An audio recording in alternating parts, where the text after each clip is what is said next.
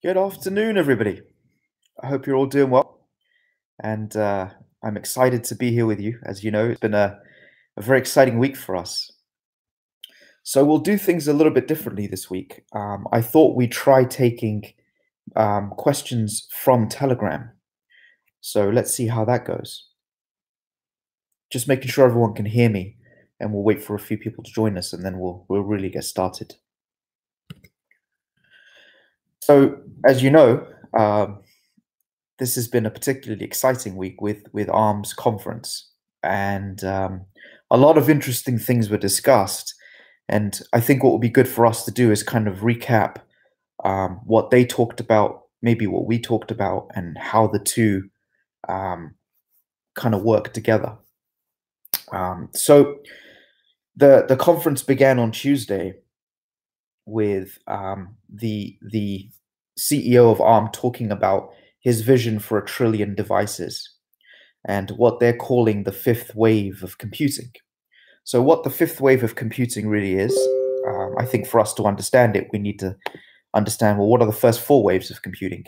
So, the first wave of computing was the mainframe era, and so that's the first wave of computing. The second wave of computing was personal computers and programmable computers, if you will, or programmable personal computers and software.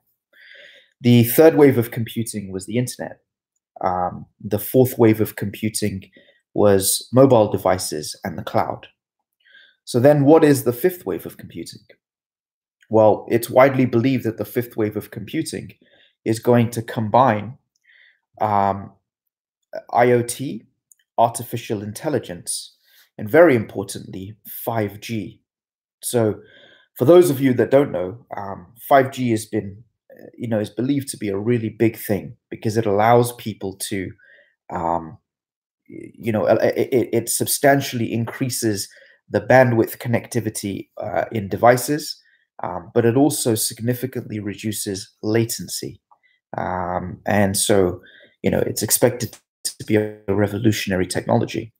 So what people believe, and it's not just ARM, it's many companies, Amazon, Intel, many companies believe that this fifth wave of computing is going to be revolutionary. They're waiting for, a particular moment that they believe is coming in the next few years when computing power on a device will exceed the computing power of the human brain. And they think that that's a few ways out. They're calling that the singularity. And when they think that this singularity will occur, obviously with Moore's law, these things are predictable, right? So at the point of this singularity, they think there'll be a radical transformation in the world, and specifically in the world of computing.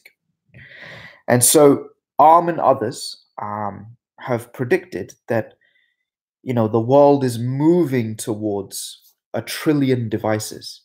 Now, 1 trillion devices is an enormous number.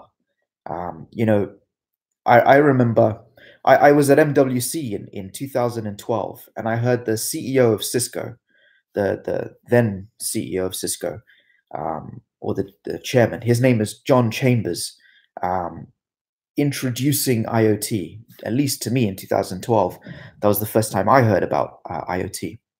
And he talked about how IoT would become a $19 trillion industry. And I think it's surprising, even to me, that we're not talking now just about $1 trillion or trillions of dollars. We're talking about 1 trillion devices. So what do these devices look like? What I find interesting is that we won't even know that we're operating or we're living in this world, maybe. So I was in the train station a few days ago, and I saw one of those electronic billboards, and I was thinking about this billboard, right? There's like videos playing on the billboard. This is inside the London Underground, right? And when I looked closely at it, so it's a screen, it's playing a video. Okay, not a big deal. When I looked closely at it, at the top, I saw a camera. Now, not many people would probably even know that there's a camera there because it's pretty well hidden. But within the frame of the device, there's a camera, right? And then if you start thinking about how do they get the ads onto that device, the standing billboard, electronic billboard. Well, I don't think they're coming up to it and putting a USB stick into it, right? So they're sending those videos to the billboard electronically, or what's called over the air, right? So it's connected to the internet. And what would that camera be for? Well, they're monitoring impressions because that's how they charge, the people who are advertising, right? And the advertisers know if they're getting value for money. So what I'm really trying to say is that these devices are popping up in our world, but we may not even recognize that they're there. And it's pretty impressive. Very near our office in Liverpool Street, I began to notice that there's these big boxes that the government's installing, and they kind of look like a weather station of some kind. There's a thing moving around in them, and they're collecting data and streaming that obviously from that device to whoever's collecting that data, presumably on behalf of the government. So we're really beginning to see IoT emerge in our world, although we may not recognize it. But I think one of the key differences is this is not the boring IoT that we've come to know, right? This isn't how do I change the mood of the lighting in my house. By combining AI with IoT and high-speed connectivity, these are intelligent devices that are able to make their own decisions. And that's really a big deal, right? When a camera in your, this is the example that Arm gave. A camera in your house can detect whether or not, for example, the camera sees something moving today. They were comparing like traditional home monitoring systems to monitoring systems of the future. On holiday somewhere, and then you get a call from your alarm company telling you that something's going on in your house, when it could be a strong wind, it could be your cat or your dog walked by and it caught the attention of the motion sensor. Today they don't know, and so you might be on holiday getting really worried, right?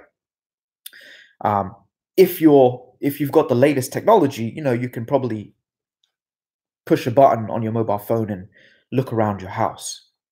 But the devices of the future, the devices of the future that combine artificial intelligence will be able to, they'll know who's supposed to be in the house, right? You'll be able to provide pictures of, for example, the people that have permission to be in your house. And so if the camera sees someone, it can take that image, perform facial recognition on that person, compare it to the authorized people, and when it makes the decision that this is an intruder, this is not a cat, it's not a strong wind, but an intruder, it can not only call the police, but it can send the photo of the person that's inside of your house to the police, so that when they show up, they know who they're looking for, right? They don't arrest your neighbor, for example, who comes out because the alarm's going off, but they arrest the intruder.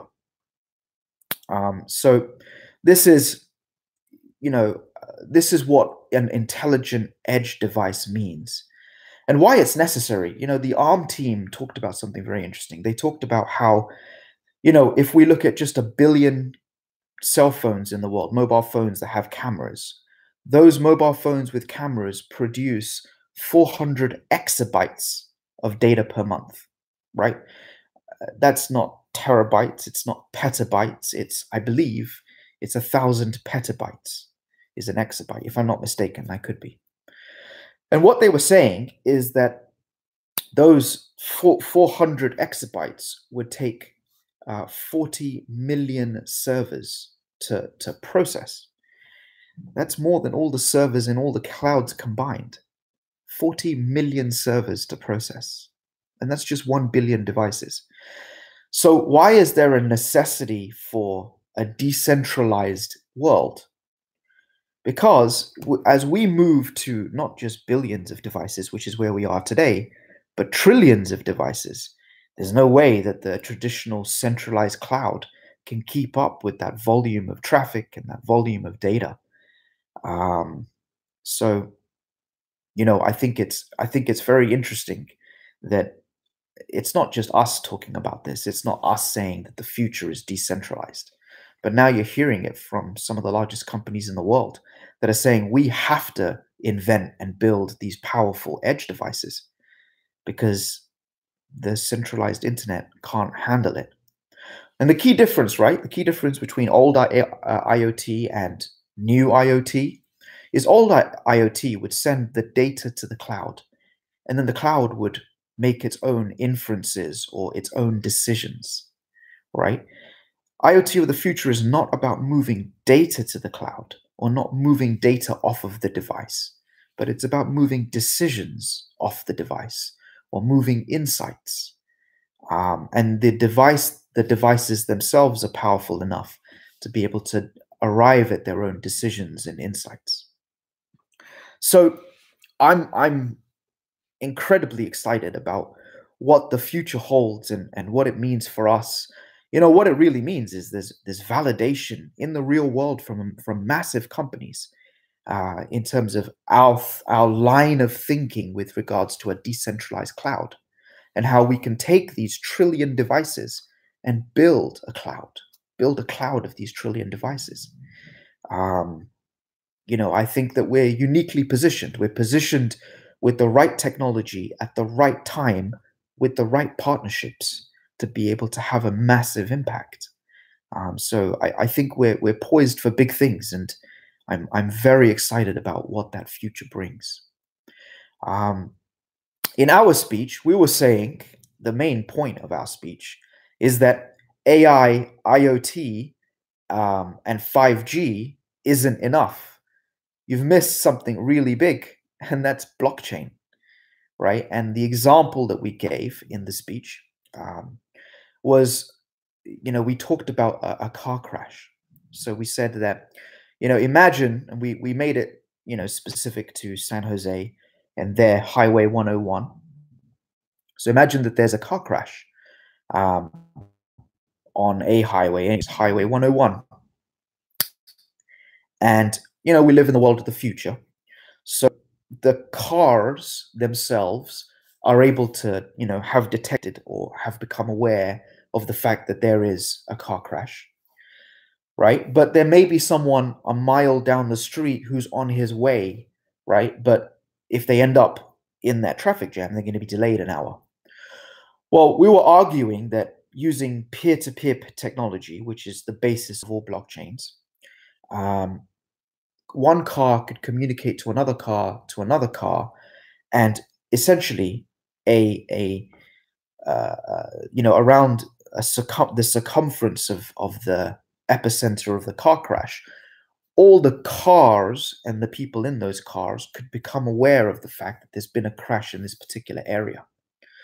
But also importantly, the road signs could become aware of the fact that there's been a car crash, and um, you know, by this information being stored on the blockchain, we can get a count of how many cars are involved in the car crash, so we know how many ambulances to send out. We can also know how many people that we need to, reroute, so that the artificial intelligence that's governing those road signs can pick, can make a decision on how many diversion routes need to be found.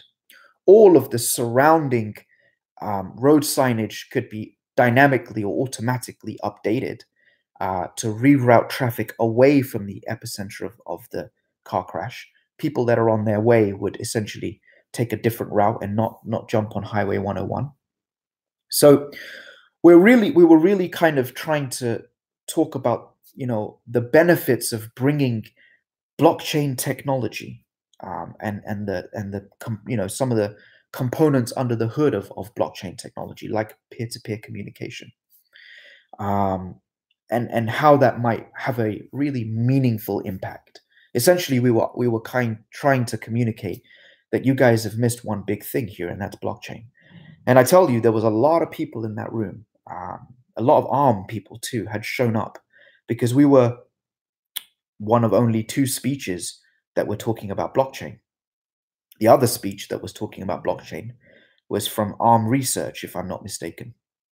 And, we've been connected to ARM Research, the specific department within ARM Research that's researching blockchain. So we're going to be following up with them next week. And that introduction came from the SVP of ARM. His name is Drew. So yeah, we're very excited. We made a lot of contacts with a lot of different departments at ARM. ARM's a massive company, by the way, guys. 70% of the human population has an ARM-based device. Now, to give you an idea of what does ARM-based device mean, well, ARM doesn't manufacture anything, right? ARM is like Apple. They design something, but they don't manufacture it. Other people manufacture it. So inside of your mobile phone, everybody's mobile phone, is an ARM processor, except it's not made by ARM, it's designed by ARM. The processor might have been manufactured by Qualcomm or by Toshiba, or I think Samsung may make mobile processors, but I'm not sure. But I know that I know Qualcomm and Toshiba are some of the biggest manufacturers of mobile processors. Those mobile processors are ARM processors.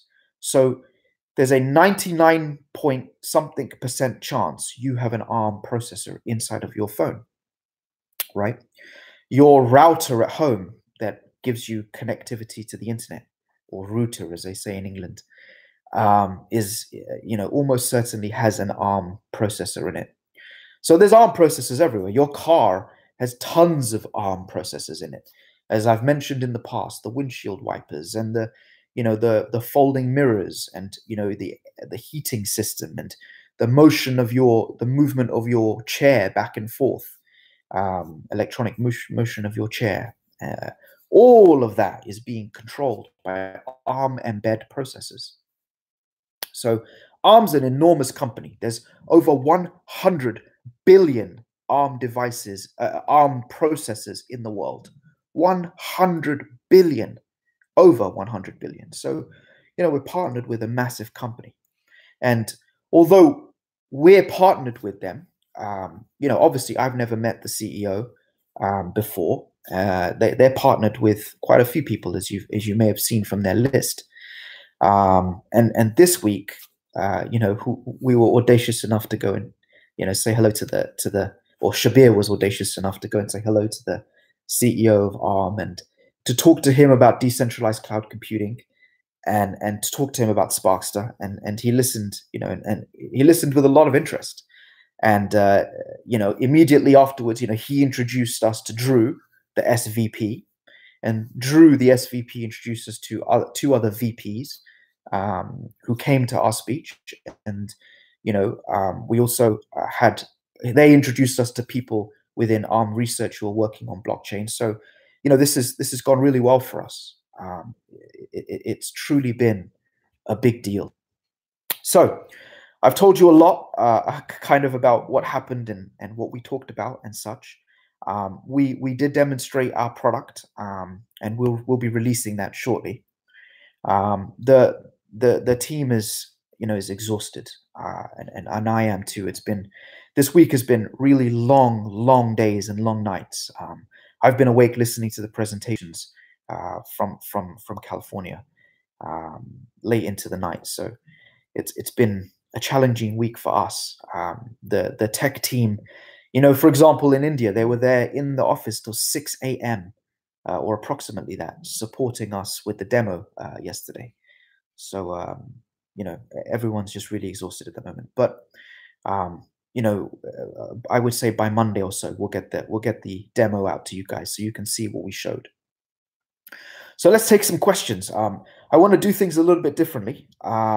We'll take questions this week from the Telegram group, and see how that goes. I'm seeing some questions here in the chat. talking about when's the mainnet planned. Mainnet is planned at the end of this year in December. Reese, thank you. Appreciate the support. We love the community, and we truly appreciate the community's, community support and the community backing us.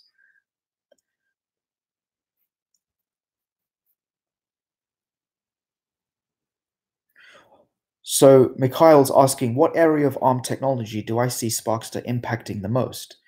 It's a good question. I see us impacting really two areas of ARM. So there was a speech that was given. I don't remember the guy's name, Jason something. And he was talking about how difficult it is to build for people to get up and running building devices and building IoT devices. One of the things he highlighted is how few developers there are. And if we're going to get to 1 trillion devices, we need a lot more developers, right? And I touched on this, briefly in the speech I wrote about the moving from an 8-bit architecture to a 32-bit architecture. So let me explain what that really means, right? 32-bit versus 8-bit is the amount of space there is to put an instruction, right? And the problem is that a lot of people are familiar with building devices or building things using Arduinos, right? Kids are building stuff with Arduinos, and all sorts of people are building stuff with Arduinos, and it's relatively simple. But the libraries for the components have all been written in 8-bit architecture, or many of them are 8-bit architecture, because the Arduino is an 8-bit device. But because the ARM device is an industrial device, it's a 32-bit architecture, 32-bit device. And those libraries don't work. And even in our own demo, we had to rewrite, some of the libraries that we borrowed because they weren't available. So we had to rewrite those libraries in 32-bit to make the demo work, right? So one area that I think that we can really help ARM is making the process of building devices simple and accessible. And that's one of the things we demonstrated in the demo, right?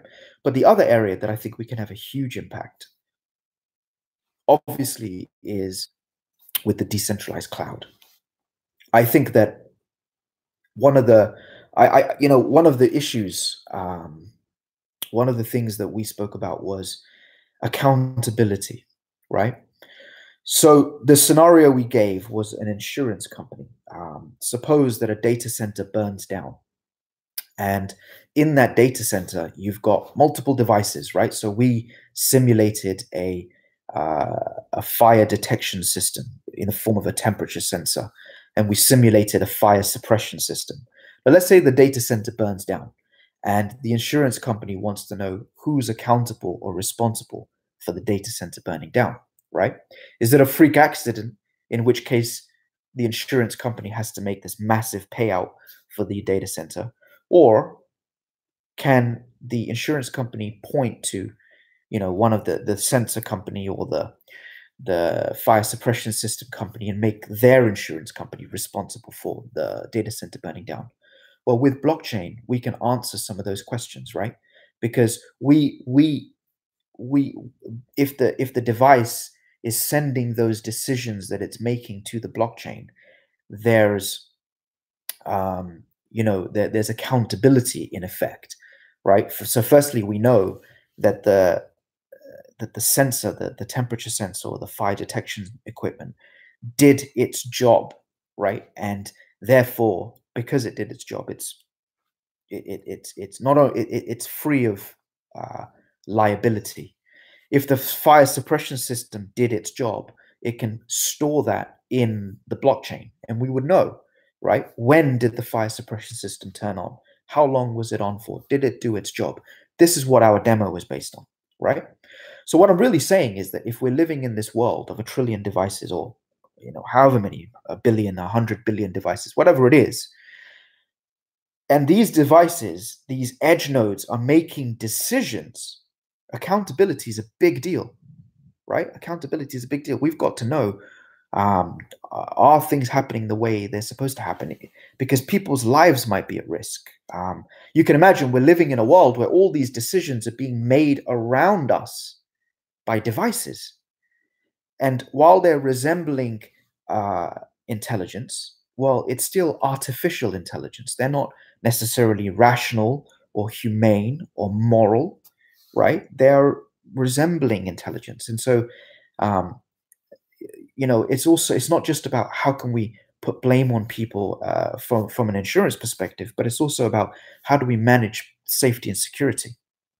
So I think we can contribute massively to the development of this trillion device world, both by contributing technology and by integrating Sparkster's no code platform and Sparkster's cloud, Sparkster's decentralized cloud, not just to facilitate communication, but to keep track of who's doing what and when it happened, and detecting failures and detecting errors. And there's a lot that we could do to help that. So that's what I'm particularly excited about.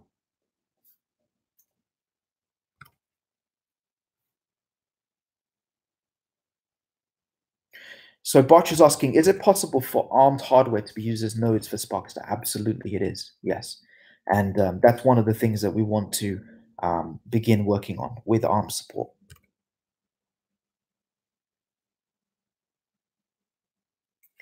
So JY is asking, after the mainnet launches, will we have the capacity to immediately run a trillion devices, or what specifically will it take to achieve such capacity? Well, one of the great things is that, in our architecture, we have limitless TPS. We've talked about 10 million TPS per second, 10 million transactions a second being kind of a theoretical limit based on how many people contribute devices. But to be honest, when we made those calculations, we weren't thinking that there'd be a trillion device world.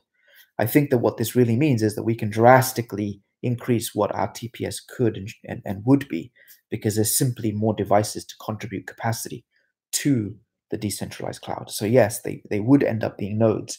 And if there are really that many devices in the world, I think we would have TPS that we maybe can't even imagine. The 10 million TPS number was based on an estimation of devices before we even thought that there could possibly be a trillion devices, if you see what I mean.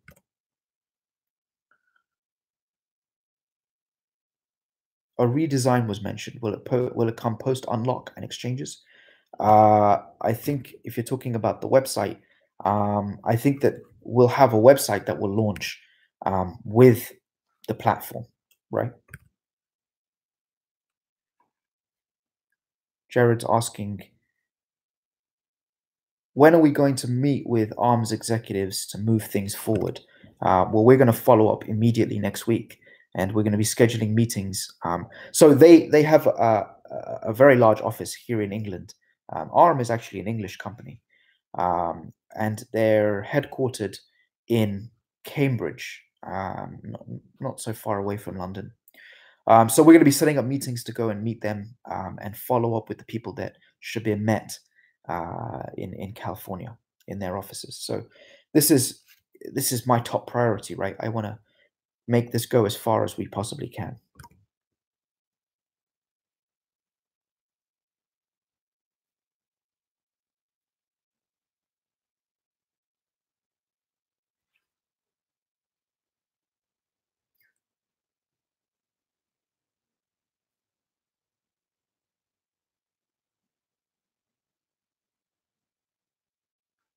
So JY is asking, when will people have the ability to run a node on any device on the decentralized cloud? Did we assure ARM that we are precisely what they're looking for in terms of being capable to execute transactions through trillions of devices? So let me answer the first part of the question first. When will we have the ability to run ARM nodes on the decentralized cloud? Well, we can't make that happen in December without pushing the deadline, because our development pipeline's full. But it will be relatively shortly. I would say Q1 next year. So ARM's a very big company. In England alone, they have over 6,000 people that work here. And what that means is that there's a lot of divisions to ARM. There's Embed OS, there's there's server and infrastructure function, and then there's they're working on embed for Linux, that there's the edge node team, there's so many different teams, and there's a lot of opportunities. So what we want to do is we want to see, where do we get traction from them? Where do we get their interest to begin working on first, so that we work with them, if you will, in collusion with them, right? So that a lot of that's going to govern what the priorities are. But the second part of the question, did we communicate to them that we're capable of doing this through our platform, through our cloud? Absolutely. And we spoke to a lot of ARM people, a lot of ARM people. It was our focus. We weren't there really to speak to very many other people. We were focused on speaking to as many different departments and functions and teams across ARM as we possibly could. We got a lot of interest from the research team. So we absolutely communicated, what our cloud is capable of doing, what the specific problems the cloud addresses, and how those problems, what we think they're overlooking, and they agreed with us, right? They agreed with us.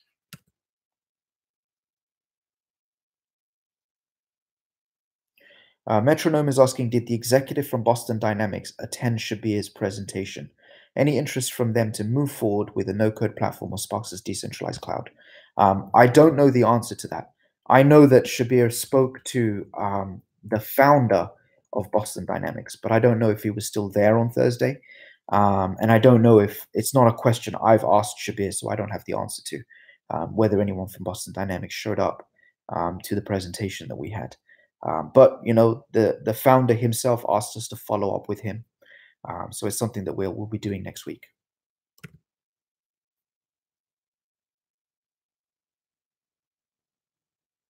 Someone's asking about another project. I'm not familiar with them.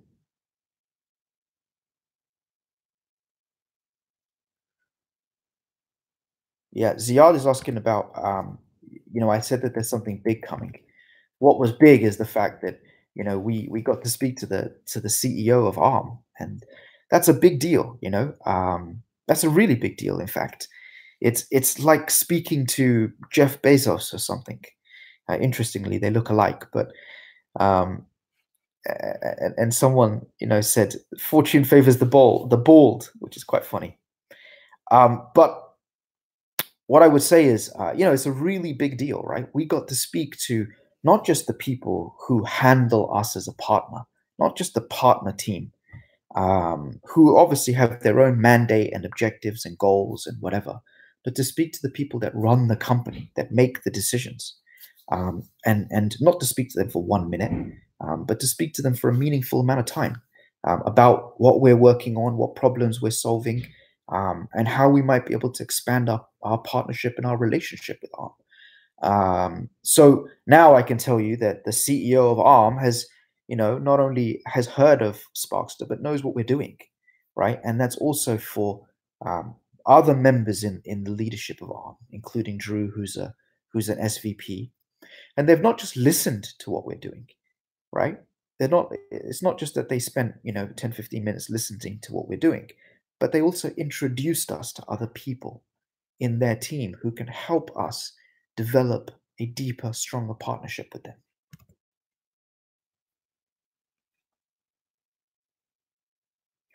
Anastasia is asking, are we writing an article for Forbes and other resources about the project, its potential, and the fifth wave of computing? And is there any movement on the PR agency?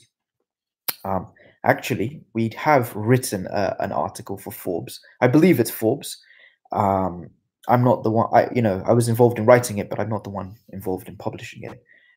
So I believe it's been submitted this week. Niru can actually provide more insight into this. So, Niru, if you're online, please do step in. But yes, we've submitted our first article this week. The second part of your question: any updates on the PR agency?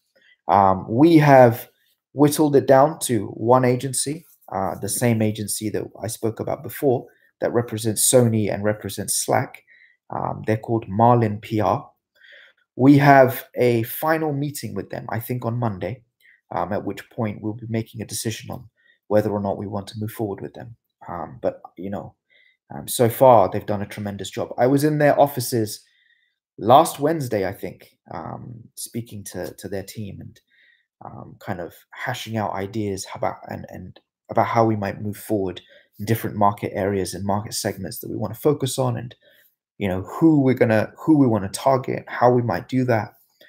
So we had like a brainstorming session, if you will, on a massive wall. So yeah, they're coming back to us tomorrow. Sorry, on Monday, I think, to present their final thoughts, and then we'll make a decision. But it's looking that way.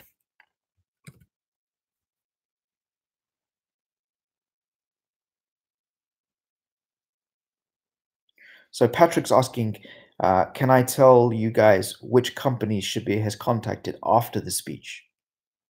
Which companies he's contacted after the speech, and what info was generated, what new info was generated by the speech. Okay, so Shabir probably got home about 2 hours ago. So I don't think he's contacted anybody yet. In fact, I would bet that he hasn't contacted anybody yet.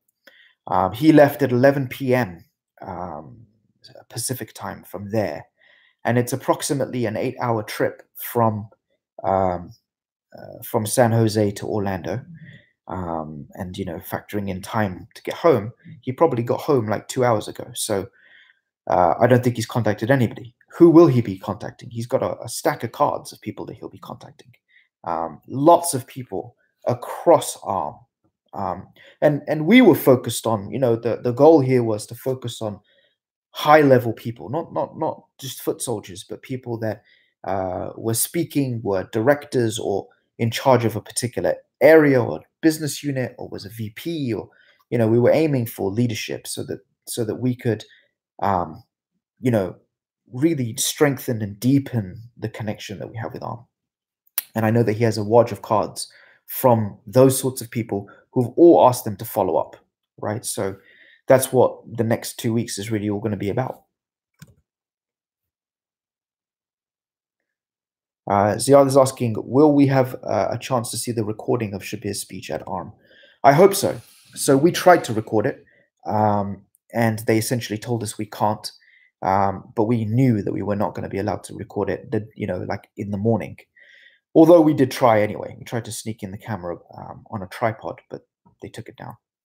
And the reason is because there is some sort of a union for the camera people. And, I presume that, I'm guessing that the union blocked it, but essentially that's what we were told. What I do know about ARM is that they're extremely particular about their intellectual property. I mean, their business is intellectual property, right? In the same way that Apple doesn't make devices, doesn't physically make devices. It makes intellectual property that a manufacturer then turns into a product. It's the same with ARM. And so I think that what they're trying to do is control what intellectual property gets into those videos before they are disseminated to the public. So they themselves were recording the session. We were not allowed to record the session.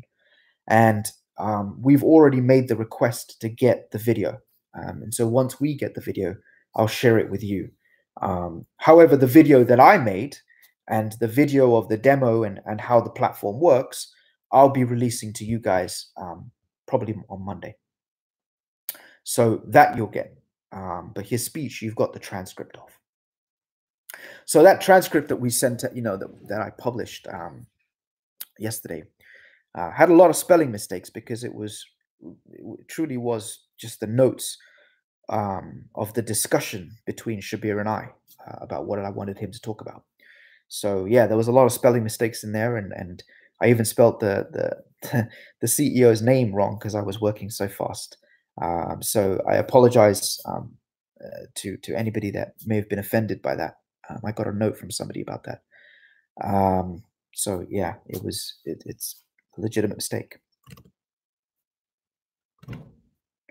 So let's take some questions here from the YouTube chat before we wrap up.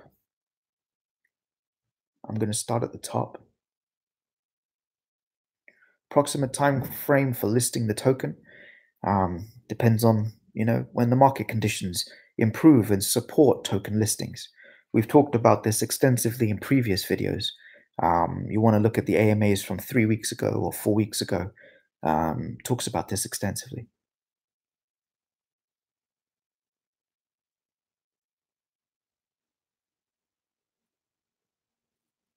Someone's asking me to talk about security tokens versus ICOs. Um, I mean, a lot of people are saying that things are going in the direction of security tokens rather than utility tokens. I don't really know. We are a utility token. We don't have any problems with, um, the US government or anything else because we don't have any American investors. We were extremely careful about that. We even looked at the IP address of people that were completing KYC, not just their documentation, but their IP address. And if their IP address came from the US, we blocked them from participating in our sale. Um, so, we are not particularly at risk. But, is there a future in utility tokens? Well, there's only a future in something so long as it's legitimate, right? There's only a future in something so long as it's legitimate. And so if you don't have a legitimate case for being a utility, then you really are a security. I think we are, in fact, I'm pretty certain that we are a utility simply because the token is necessary to the functioning of the Sparkster decentralized cloud. The cloud can't function without the token, right? Because the token, um, we talk about token utility extensively in other videos. There's a video just on token utility, in fact, a Tech Tuesday. So because of those reasons in those videos, that's why our network can't run without our token, and therefore it's a utility. Much like Ether is a utility token and is necessary to the running of Ethereum.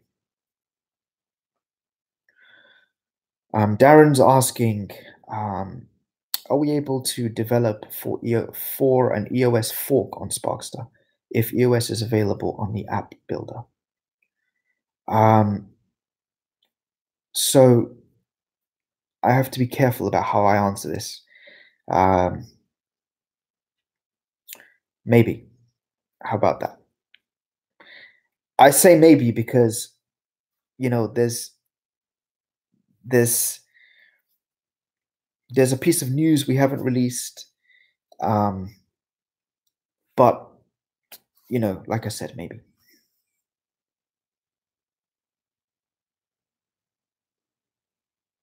What's on the roadmap for between now and the end of this year?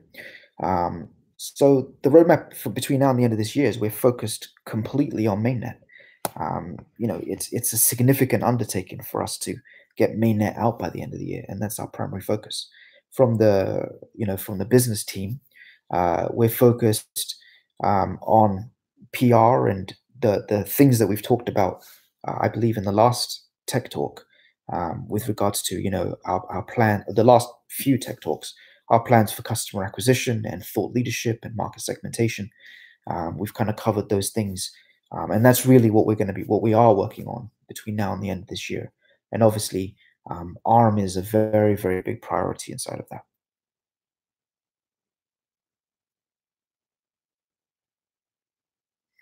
Sparkster Platinum is asking why he was deleted from the Telegram group for asking about GitHub. I don't know, but if you send me a message, we'll add you back in.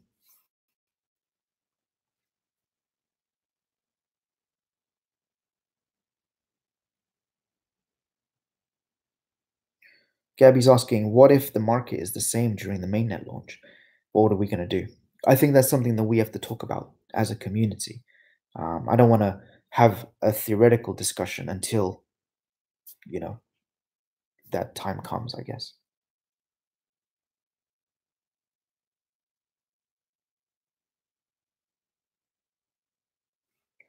Aljo is asking, Alejo, I think, is asking, do I see any sort of applications for Sparkster to boost the renewable energy market in order to meet 2050?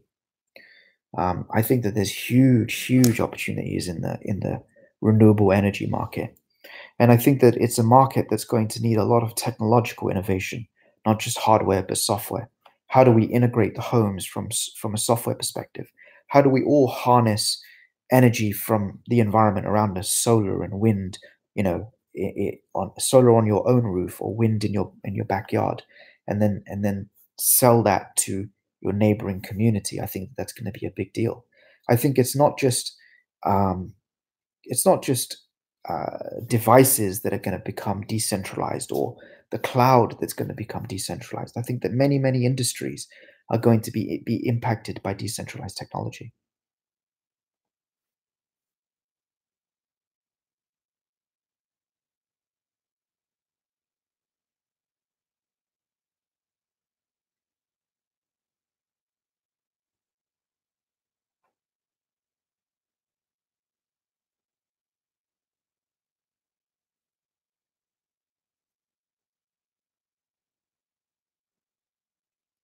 Gabby's asking, do we have dApps ready to get into the Sparkster ecosystem once the mainnet is launched? Yeah, we'll be launching with some specific applications. Absolutely. Um, how is the mainnet going to function if the utility tokens remain locked? Well, then it can't be a mainnet launch, right? What it would mean is everything's there for mainnet, and you'll be able to use it without um, without specifically the utility of the tokens, meaning that you won't earn anything for contributing your devices until we can release the token. But look, I don't want to go down that route simply because it's my expectation that the things are going to be stable enough. And at the end of the day, if you guys, collectively think that we should unlock regardless of market conditions in December, that's a decision that you know we should make at that time, right?